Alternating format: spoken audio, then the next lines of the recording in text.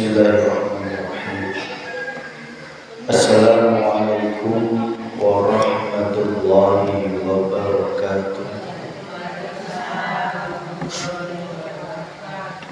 Ila hadratin Nabi Mustafa Rasulullah Muhammad sallallahu alaihi wasallam wa ala alihi wa auladihi wa dzurriyyatihi wa sahabati wa tabi'ina sholihin wal ulama'i wal waliyallahu Husain Syekh Abdul Qadir Jailani wa ila ruhiyal marhum Baki Haji Kandung dan Masuri bin Sustrapawi wa ila ruhiyal marhum Bapak Ustadz Kiwanati Sudarmo bin Darmakaryo wa ila arwahi jami ahli kubur minal muslimina wal muslimat wal mu'minina wal mu'minat khususun fi Korea Desa Bener Dusun Simbarajaya Allah Wabarakatuh warhamhum wa'afihi wa'afwanhum al-Fatihah.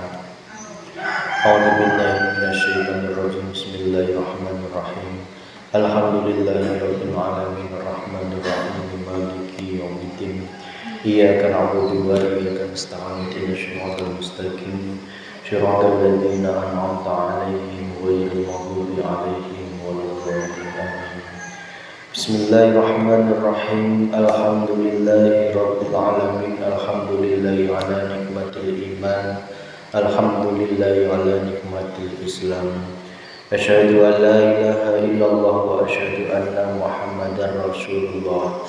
Allahumma shalli ala sayyidina Muhammad wa ala ali sayyidina Muhammad sallallahu alaihi wasallam. Yang dimuliakan Allah, ibu-ibu jamaah pengajian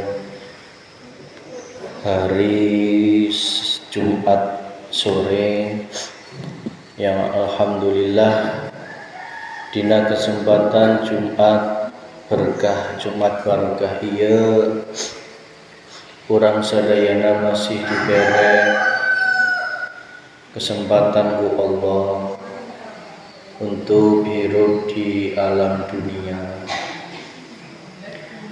yang mana dengan berbagai kesibukan dari pagi sampai pagi lagi, kita semuanya selalu diurusi oleh Allah Subhanahu wa Ta'ala. Tidak ada yang luput satupun dari urusannya Allah Subhanahu wa Ta'ala. Termasuk duduknya kita pada kesempatan sore ini, itu pun juga termasuk urusannya Allah, termasuk urusannya Allah, sehingga sejatinya kita ini gak punya urusan apa-apa. Kita duduk di majelis ini pun karena digerakkan, ditakdirkan oleh Allah, sehingga kita semuanya dapat tholaqul ilmi. Semoga ilmu yang kita pelajari ini dapat bermanfaat di dunia wal akhirah. Amin ya rabbal alamin. Sholawat serta salam mugia tercurahkan ke junjungan urang sadayana Nabi Agung Muhammad sallallahu alaihi wasallam, keluargana, para sahabatna, para tabi'ina sholihin, lumaderna ka urang sadayana. Semoga urang sadayana menang syafaat fid dunya wal akhirah. Amin ya rabbal alamin. Ibu-ibu jamaah yang dimuliakan Allah, pada kesempatan sore ini kita masuk ke dalam kitab Al-Hikam bab kedua, yang mana bab pertama kita mulai dari pertemuan minggu lalu, yang kita total itu ada 116 bab.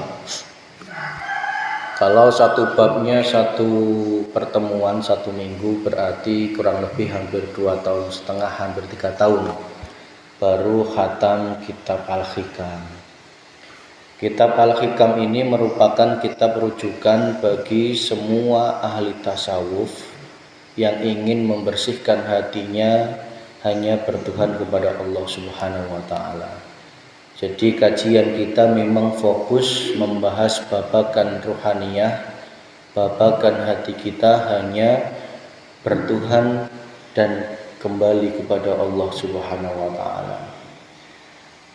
Bab kedua di dalam kitab Hikam karangan Syekh Ibnu Athaillah berjudul Menerima Keadaan yang Telah Ditetapkan oleh Allah. Menerima keadaan nungges ditetapkan ku Allah. Lamun ngadengek judulna kira-kira hesek kok gampang nerima ketetapan teh. Jenukna lamun geus ditetapkan ku Allah, jenukna jalma teh kurang ya, atau protes. Bismillahirrahmanirrahim. Iradatuka tajrida ma'a iqamatillah iyyaka fil asbabi minas syahwatil khafiyati wa iradatuka asbaba ma'a iqamatillah iyyaka fit tajridi in khitatu anil himatil aliyah. Keinginanmu untuk bertajrid, melulu beribadah dengan meninggalkan usaha untuk memenuhi kebutuhan duniawi. Jadi keinginan anjeunna untuk bertajrid, tajrid itu keinginan jalma hayangna ngibadah wae, de hayang gawe. Sedangkan Allah masih menempatkan kamu pada kedudukan sebagai orang yang bekerja. Padahal anjeunna masih ditetapkan ku Allah kudu jalma neangan pangabutuh. Nah, keinginan eta termasuk keinginan yang samar, hawa nafsu yang samar. Jadi kieu, lamun anjeunna masih ditetapkan ku Allah kudu neangan duit, kudu embret, kudu ngepangnan anak bojo ya. Tetapi kok dina hate hayang ninggalkeun kabeh terus kemudian hayangna ngibadah wae. Wayahna gawe kalah di masjid. Wayahna kudu neangan duit malah agah neangan duit, malah ngaji wae sepopoe. Halus sih halus. Tetapi lamun boga kewajiban duniawi itu termasuk ngibadah yang masih berbalut hawa nafsu. Kenapa? Karena makome kita, panjenengan dan saya itu masih makom asbab.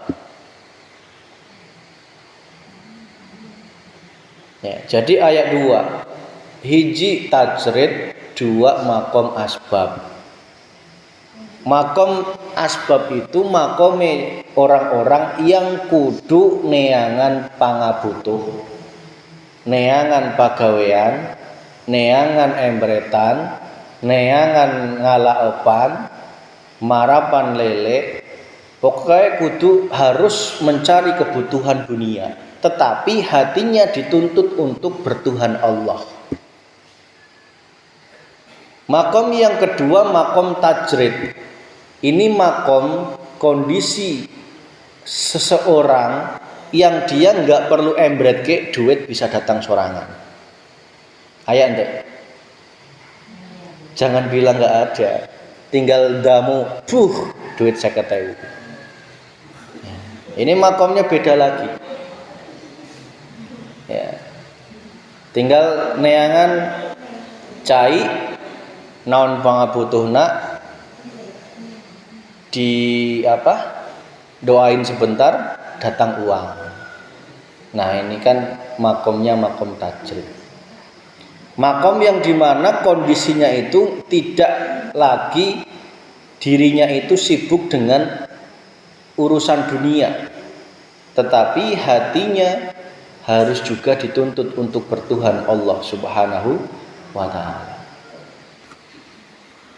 contoh makom tajrid ini adalah orang-orang yang dia sholat menang rezeki. Ya.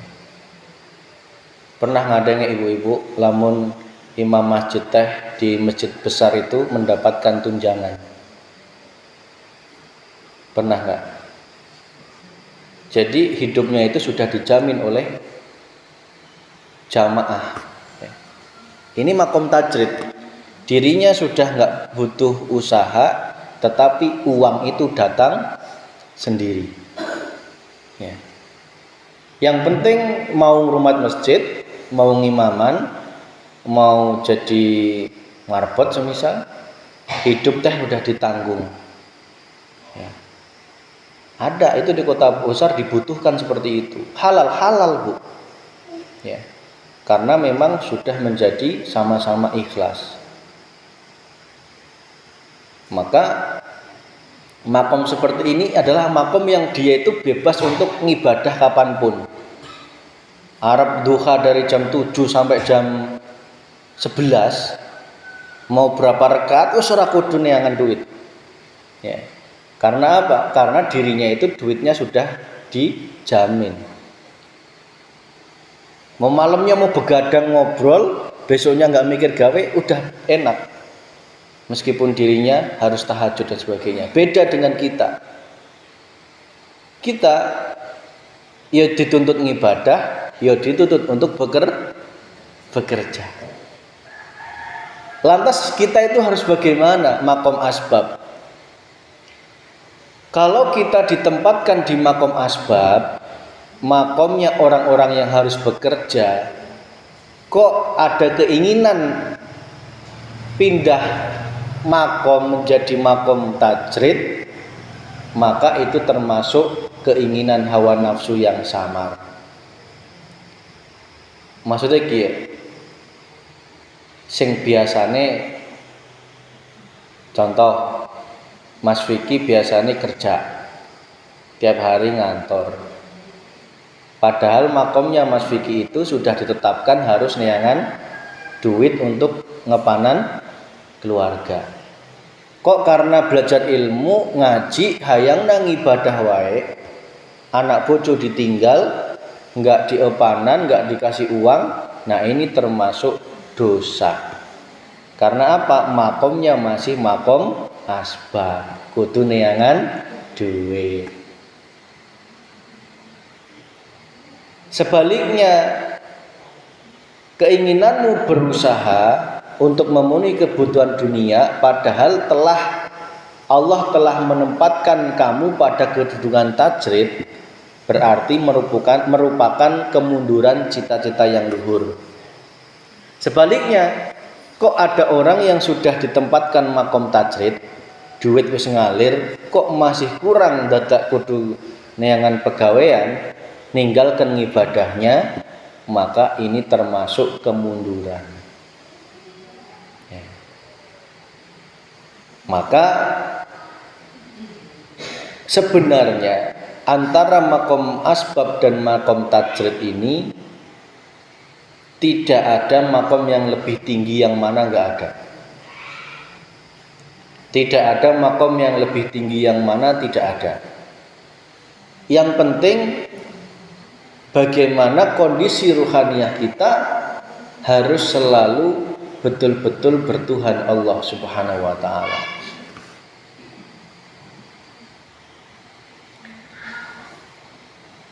Kira-kira kita semua ini makomnya tajrid atau asbab? Asbab. Karena apa? Kudu neangan duit. Tetapi di sisi lain dituntut untuk ibadah. Saya kasih rumus agar bekerja kita, neangan duit kita, embret kita, ngalak epan kita dinilai ibadah oleh Allah. Meskipun kita makom asbab, kuncinya adalah ada di az-zikru bisyiril asrar. sertakan dzikir sirul asror dalam setiap usaha kita. Ini kunci agar makom asbab kita dinilai selalu ngibadah kepada Allah Subhanahu wa ta'ala, bukan dinilai untuk kepentingan hawa nafsu. Tak tanya, lamun embret teh itu alus po alus? Embret teh alus po alus? Alus. Di mata jalma eta alus. Di mata Allah kumaha? Alus po henteu?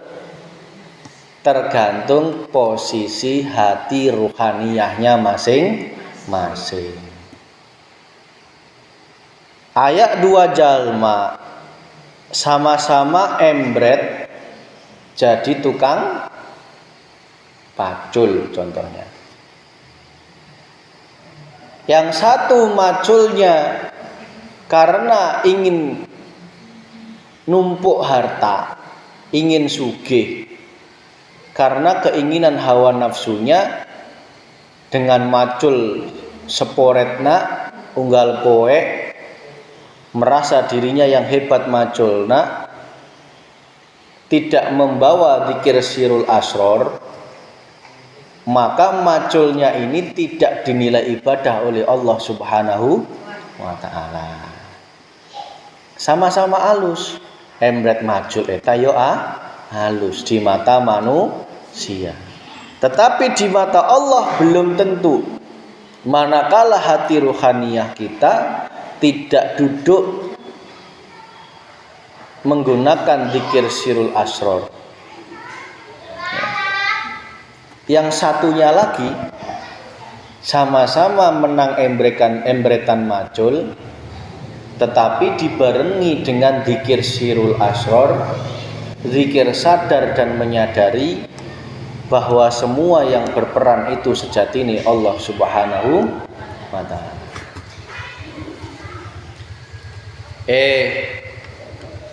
Jangan sampai aya anggapan kieu.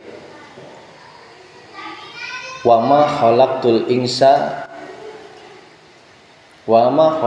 jinna wal insa illa liya'budun, dan tidak aku ciptakan jin dan manusia kecuali untuk beribadah kepada Allah Subhanahu wa ta'ala. Tak tanya Bu, sing dimaksud ngibadah itu apa?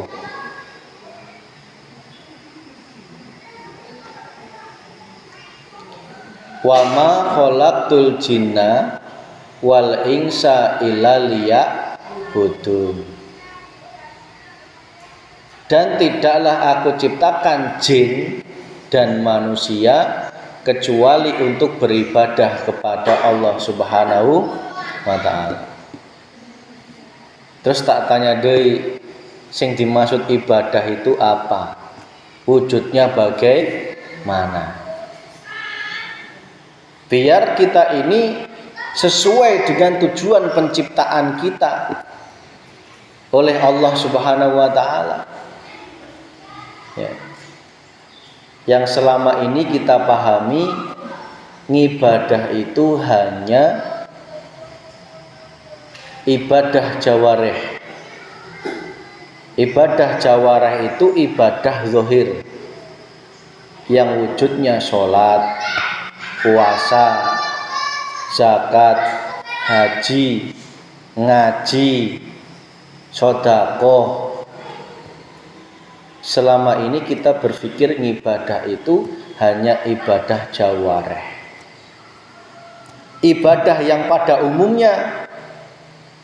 Lah terus kalau ngibadahnya hanya pada saat itu, di luar itu kita itu dianggap ngibadah atau enggak? Contoh, nek jenengan nganggep ngibadah itu hanya sholat 5 waktu tok, banter-bantere satu sholat 5 waktu itu paling enggak 5 menit.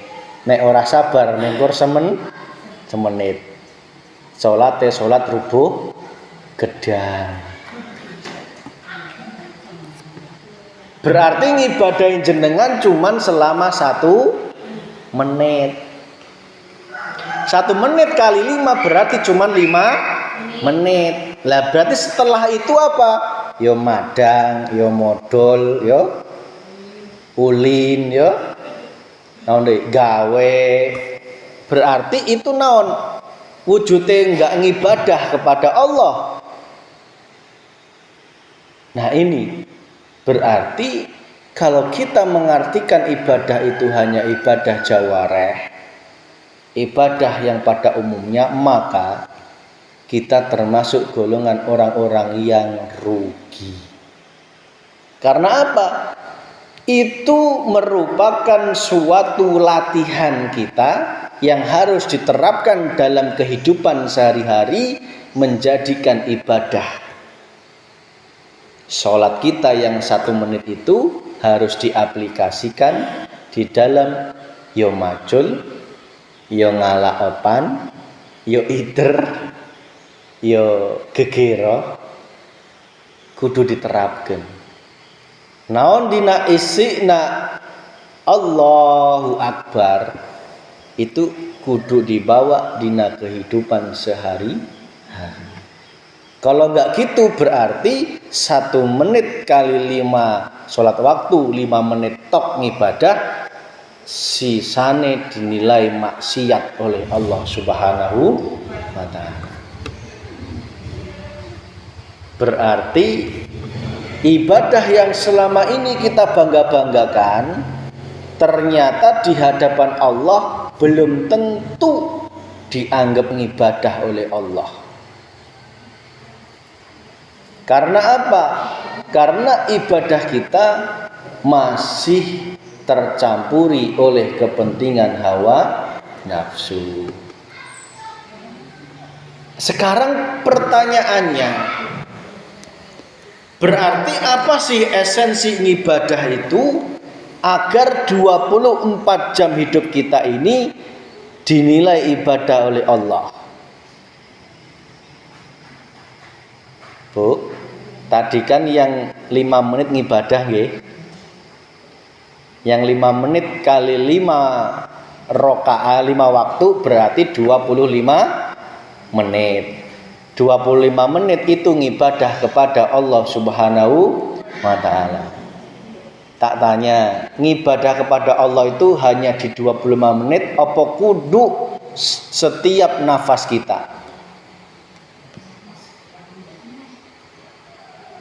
Kudu setiap nafas kita. Lantas pertanyaannya, yang 25 menit itu, 5 menit kali 5 waktu itu, kira-kira sudah dinilai ibadah belum sama Allah?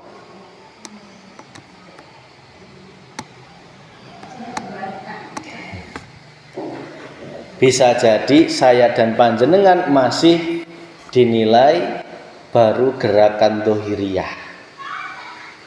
Karena apa? Belum manjing dina hati. Unggal poe, unggal 5 waktu sholat.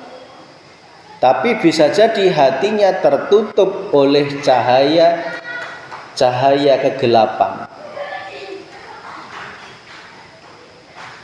Terus bagaimana agar ibadah itu bisa terwujud di dalam 24 jam hidup kita? Ngaji ini belum tentu ibadah loh.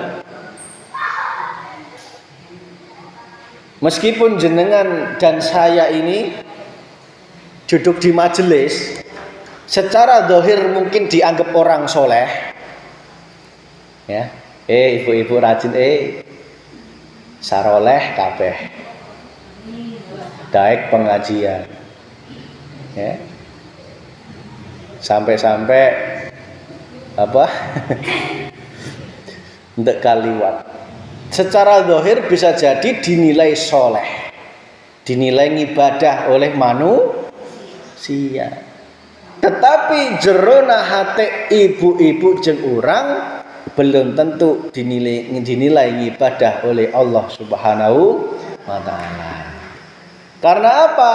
Lamun tidak dibarengi dengan azzikru bisiril asror. Ingat, zikir sirul asror itu ibarat ruh. dengan jasad. Jasad itu amal ibadah, ya wujudnya sholat, ngaji, membaca Quran, gegero, kekep, ulin, modal, itu adalah laku dohiriyah, jasad. Tetapi jadikan setiap jasad itu menjadi hidup bernilai ibadah, maka sertakan adzikru bisiril asrar, sebisamu mungkin sak diberek Gusti Allah. Ya. Bagaimana agar ibadah itu terwujud meskipun kita di makom asbab? Ya kuncinya cuma satu. Gunakan terus zikir sirul asror. Erek bijil kaimah, niat erek naon? Contohnya ibu-ibu bijil kaimah itu niat naon? Hello, ibu-ibu, lamun bijil kaimah itu niat naon biasanya? Belanja ke warung. Terus iter, terus ke sawah, terus ke kebun, terus ngalak opan, ngalak jobal. Bu, tolong jangan sia-siakan waktu saya dan panjenengan kita semua. Waktu yang kita nggak tahu sampai kapan, maka jadikan aktivitas apapun itu hanya bernilai ibadah kepada Allah. Caranya gimana? Contoh, lamun ibu-ibu muncul niat, dina hate, bah erek ke warung, bah erek nala jobal, bah erek ke masjid, bah erek sholat, bah erek naik haji, ya. Tolong pisan, saya pesan, gerbang utama sirul asor itu ada di niat. Ketika muncul niat aktivitas apapun, tolong sadari niat itu tidak lain munculnya datangnya kecuali dari Allah. Nah, selama ini kita enggak ya, niat ke warung, niat nanti sorangan, bisa niat sorangan. Ke masjid bisa niat sorangan. Naik haji niatnya karena niat pohok lamun niat ge urang diberek ku Gusti Allah. Coba. Innamal a'malu binniat. Sesungguhnya amal itu tergantung pada niat. Kalau niatnya tidak dibarengi sirul asror, maka amal ibadahnya ibarat jasad tanpa ruh. Nek jasad tanpa ruh itu hidup enggak? Berarti ente kaci. Ya.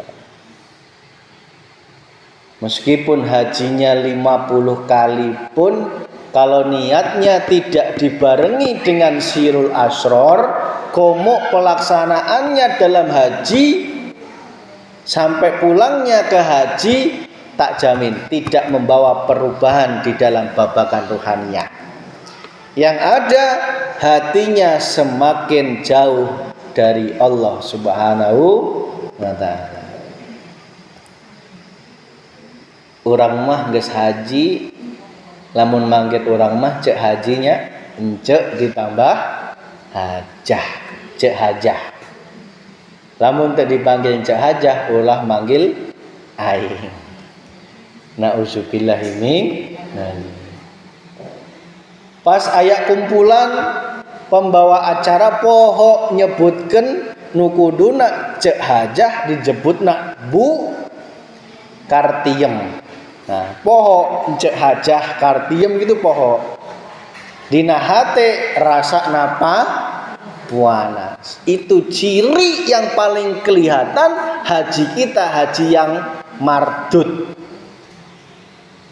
Nek diterima Allah haji yang mabrur, nek belum diterima namanya haji mardud. Ya. Karena apa? Hatinya tidak menggunakan sirul asrar. Maka ayo dilatih, Bu, sebelum ke tanah suci saha wae nungges diberek niat. Dan teu bisa niat sorangan ya, Bu. Niat ke diberek ku Gusti. Aya nu benghar can diberek nih siga urang. Can diberek niat. Karena apa? Masih hayang bermanfaat untuk umat. Kita semuanya. Tetapi bagi jenengan yang sudah diberek niatku Allah, tolong. Ya, belum semua diberek, Bu. Aya kondisi ekonomi kurang bagus tapi geus diberek niatku Allah Subhanahu wa taala. Akhirnya dewek nabung. Sering ngadenge di TV, Bu. Penjual cilok nabung selama 10 tahun akhirnya bisa naik haji. Padahal teh dewekna teu nyaho. Lamun bakal bisa beneran. Yang penting orang mah nabung we gitu. Yang sukan kecumponan teu, sing penting geus aya. Itu niat itu sing nanamkeun ya Gusti Allah. Sing gireng hayang nabung. Tas jual cilok sisihkeun 50 unggal poe 50.000 sebulan nih 1 juta mang ngate 10 tahun berapa hampir 150 juta akhirnya bisa berangkat naik haji. Jadi kalau sudah diberek niat agar diterima ibadahnya, ingat saat niat pun sadari itu semua datangi dari Allah Subhanahu wa taala. Ibu-ibu yang dirahmati Allah, perhatikanlah bagaimana kehalusan syaitan dalam membujuk manusia. Sebagaimana yang dialami oleh Adam dan Siti Hawa. Bismillahirrahmanirrahim. Fawaiz wasa lahuma syaitanu liyubdiya lahuma mawuriya anhuma min sawatihima wa qala manahakuma rabbukuma an hadhis sajarah illa antakuna malakaini au takuna minal khalidin. Al-A'raf ayat 20. Yang artinya maka setan membisikkan pikiran jahat kepada keduanya. Apa yang tertutup dari mereka yaitu auratnya. Dan setan berkata, Tuhan kamu tidak melarangmu dari mendekati pohon ini, melainkan supaya kamu berdua tidak menjadi malaikat atau tidak menjadi orang-orang yang kekal di dalam surga. Artinya gini, Bu. Di dalam ayat ini kita diingatkan oleh Allah bagaimana peristiwa nenek moyang kita, Nabi Adam dan Siti Hawa. Nabi Adam dan Siti Hawa teh diturunkan ke bumi karena mendekati memakan buah kuldi. Larangane ulah ngedeketan malah diakan. Sehingga yang tadinya auratnya tertutup jadi terbuka. Artinya apa? Artinya gini, jangan mengartikan ini secara dohiriyah saja, tetapi tulung, resapi dan terima dengan secara hakikat. Sejatinya mengapa sih yang tadinya Nabi Adam itu hatinya selalu berkasih mesra dengan Allah, ketika dimunculkan seorang wanita Siti Hawa itu kakara diperek larangan. Hei Adam, hei Hawa, kamu boleh hidup selamanya di surga, cuman syaratnya siji, ulah mendekati buah pohon kuldi. Itu kalau kita hanya mengambil dari cerita, itu menjadi cerita tok, tidak menjadi pedoman hidup. Maka renungi, apa sih hakikat pohon kuldi itu?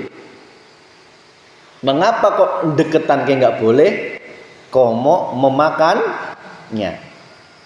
Dan itu terjadi setelah diberek pasangan Nabi Adam itu.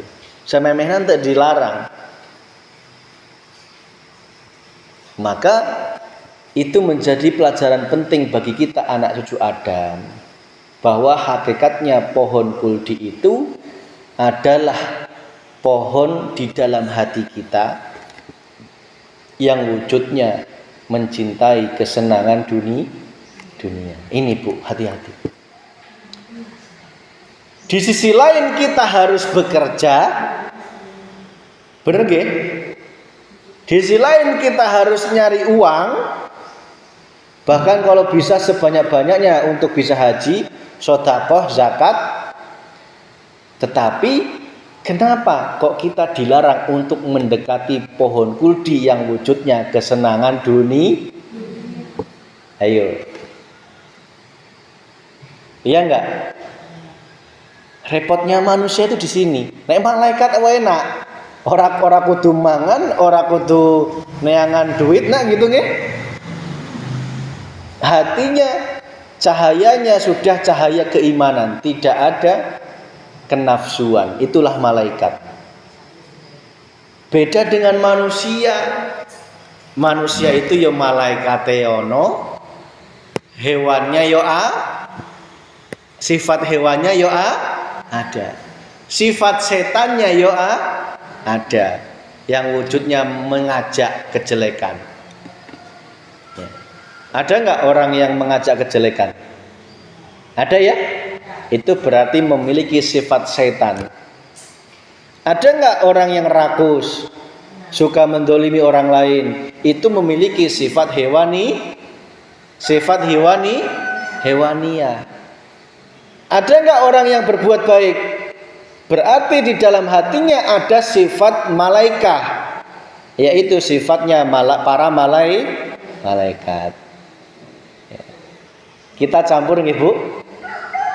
Malaikatnya ada, hewannya ada, setannya juga akeh. Nah ini repotnya bagi makom asbab, di sisi lain dituntut untuk ngibadah, untuk bekerja, tetapi di sisi lain dilarang untuk mendekati buah kuldi, komo memakan buah kuldi. Wujud dari pohon kuldi itu adalah kesenangan dunia. Kesenangan dunia itu apa? Harta, tahta, wanita. Ya, pangkat, jabatan, uang, semuanya, kehormatan. Ingin dihormati, ingin dibanggakan, ingin diwahkan, merasa paling benar, itu termasuk kesenangan dunia. Ibu-ibu, semisal lamun ibu-ibu tiba-tiba ditakdirkan oleh Allah menjadi, katakanlah ya, semuanya ini dikehendaki oleh Allah naik haji, mendapat gelar hajah. Ya. Itu kalau kita tidak menjaga hati kita, jangan sampai mendekati kesenangan dunia yang wujudnya suka dan bangga ketika dipanggil sebagai hajah. Itu juga termasuk buah kuldi. Hati-hati.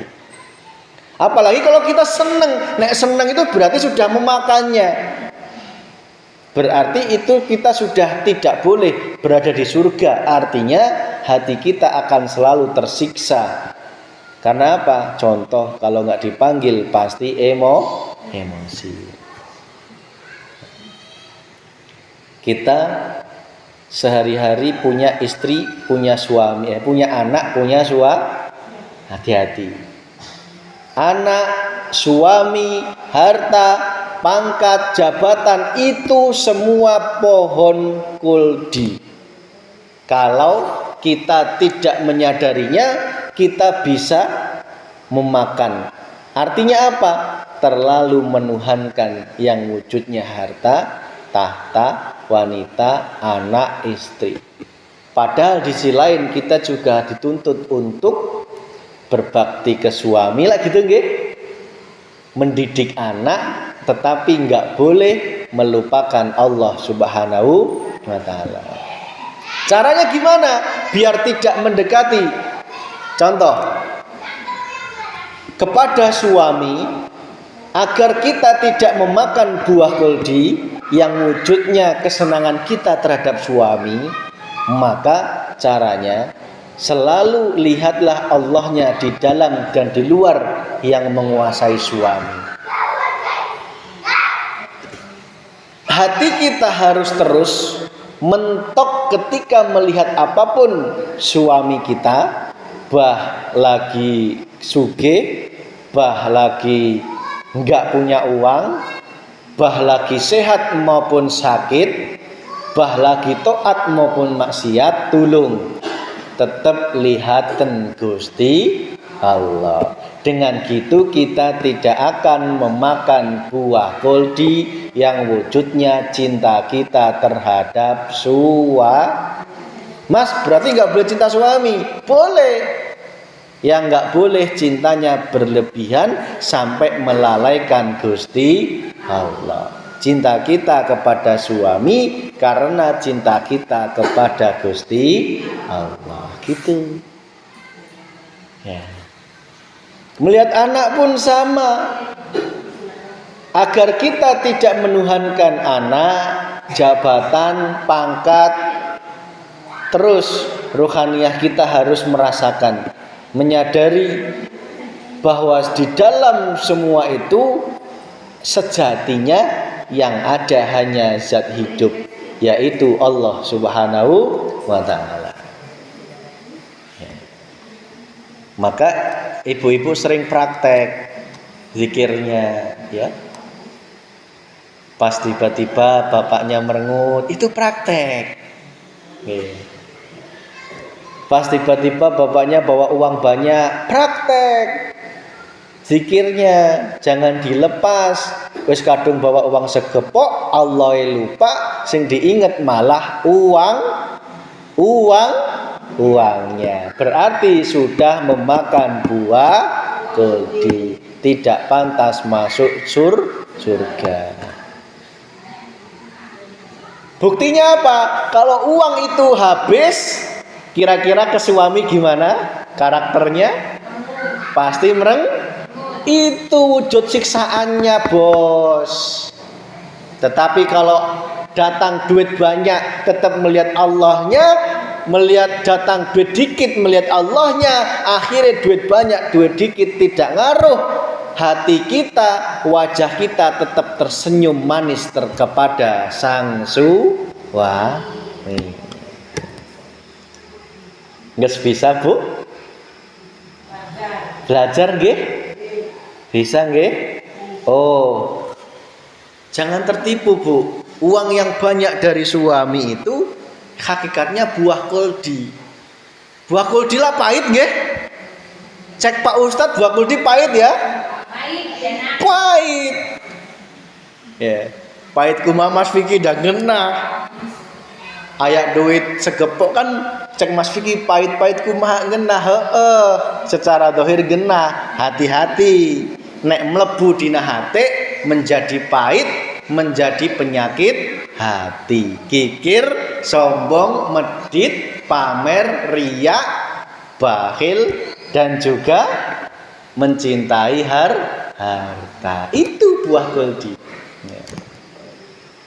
Gitu nggih Bu. Berarti duite tampanen, hati kita menjauh dari tak ulangi.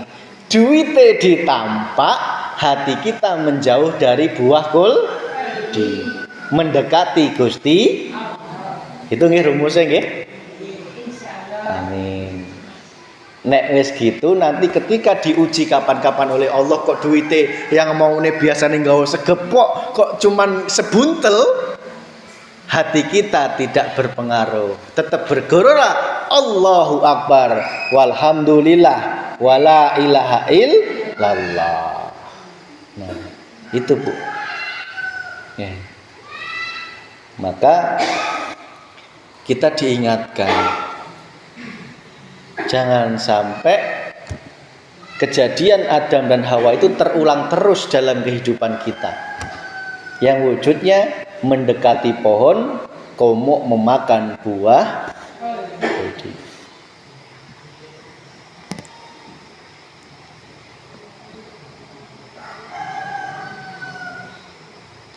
Jadi kesimpulannya, jika ada orang yang sudah menduduki makom tajrid, makom tajrid itu enggak harus orang mikir ke dunia Bu. Ya. Makom tajrid itu orang-orang yang sudah tidak memikirkan dunia, mangan sak tekane, duit sak nyekele, nah gitu nggih. Sing penting ibadah sak korete. Itu tajrid Bu. Nah kita sebaliknya dituntut ngibadah tetapi kudu tetep embren niangan duit. Nah gitu nggih. Ya Allah, hidup kok kiya-kiya teuing. Wis cenak pen ngibadah tetep kudu niangan duit. Kalau sudah tahu ilmunya, niangan duit menjadi ngibadah kepada Gusti Allah. Itu. Maka ketika kita masih ditempatkan oleh Allah makom asbab, jangan meminta dipindah makom ke makom jangan minta. Kok kita di makom tajrid, jangan minta dipindah ke makom asbab. Makom tajrid, makom asbab sama-sama enggak penting di mata Allah. Sing penting hati kita tetap nyawang Gusti Allah. Nah, meskipun jenengan makom tajrid dari pagi sampai malam sampai pagi ning masjid wae. Ya.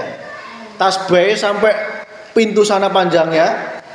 Ya. Tetapi tidak menggunakan sirul asror, zikirnya, wiridnya, ngajinya, ngibadahnya tidak menggunakan sirul asror dan tidak tahu ilmunya, maka tajridnya itu tajrid yang masih tersesat. Karena apa? Ngibadahnya bukan karena Allah, tetapi masih karena kepentingan hawa nafsu. Pokoknya kalau aku di masjid terus, otomatis aku dipanggil orang yang paling soleh sekampung. Bangga aing. Dinaha ente diucapkan, tetapi dinaha hati. Nauzubillahi min. Itu nafsu Bu. Enggak kerasa, enggak sadar sing batin seperti itu tuh enggak sadar. Karena apa? Ya sing gerakkan ya Gusti Allah. Sing munculkan nafsu seperti itu ya Allah, maka dirinya itu enggak sadar. Maka sering ketika kita berbuat kesalahan itu rata-rata sadarnya hanjakal terakhir. Karena pas berbuat dosa itu seringnya tidak. Bener gak? Karena apa? Sejatinya maksiat pun itu ya karena digerakkan Gusti Allah. Ya Allah, berarti sejatinya semua ini yang ada hanya Engkau. Ya. Itu Bu. Jangan memandang makom tajrid itu makom yang lebih mulia, belum tentu. Meskipun dia jadi orang yang sorbanan, ora perlu gawe, duit datang sendiri, tinggal tiup air, prok prok prok jadi apa? Jadi duit ya kan? Tamu ribuan, ya kan? Tetapi belum tentu dia orang yang mulia di mata Allah manakala tidak dibekali adzikru bisiril asror. Sebaliknya, orang yang asbab, tukang becak, tukang macul ya, tukang ngepanan ayam, bisa jadi lebih mulia di mata Allah manakala hatinya sudah tertanam adzikru bisiril asror. Subhanallah. Itu Bu. Maka jangan hanya memandang secara jasmaniah, secara fisik. Kalau kita memandang jasmaniah itu banyak ketipunya, Bu. Tak jamin. Kalau kita hanya melihat jasmaniah, maka tolong pesen ibu-ibu kalau punya anak yang belum nikah, tolong diajari. Melihat itu jangan hanya melihat secara dohiriyah. Dohiriyah penting dilihat, hartanya, ya, bagaimana nasabnya, ya kan? Li nasabiha wa li amwaliha, ya kan? Bagaimana hartanya, itu penting dilihat seperti itu. Tetapi dulu jangan menjadi patokan utama, tetap lihatlah bagaimana imannya kepada Allah Subhanahu. Lah kalau hartanya banyak, imannya kepada Allah, hatinya tidak terpaut dengan Allah, tak jamin anak kita akan masuk neraka. Rumah tangganya rungsing, Bu. Betul, cuma diinjak-injak. Karena apa? Melihat hartanya tok, melihat dohiriyahnya tok, melihat nasabnya tok. Anaknya kiai, anaknya Pak Lurah, anaknya Bupati. Tidak dilihat bagaimana ruhaniyahnya, bagaimana ibadahnya, bagaimana perilaku akhlaknya. Dulu saya berpesan, nek arep nyari jodoh itu lihatlah juga selain secara jasmaniah, yang jauh lebih penting juga secara rohaninya gitu. Meskipun dia anaknya garong, tetapi kalau hatinya sudah nyambung klik kepada Allah, lebih mulia daripada anaknya kiai tetapi hatinya sombongnya minta ampun. Nauzubillahi min dzalik. Hati-hati, Bu. Zaman sekarang itu untuk melihat, mencari yang betul-betul hatinya murni itu sulit, ya. Sulit sekali. Setidaknya kita ini lebih berhati-hati agar secara dunia dan akhirat anak keturunan kita terselamatkan oleh Allah Subhanahu wa taala. Gitu nggih, Bu? Nah, penutup kesimpulannya